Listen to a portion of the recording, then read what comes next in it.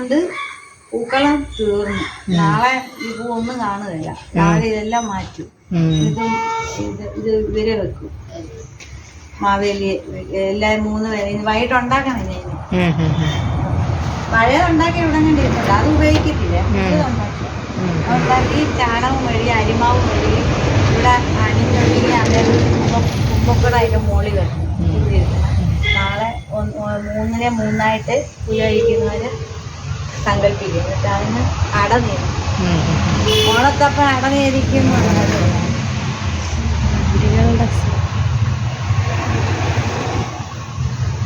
നീ വൈകുന്നേരം വൈകുന്നേരം ആകുമ്പോ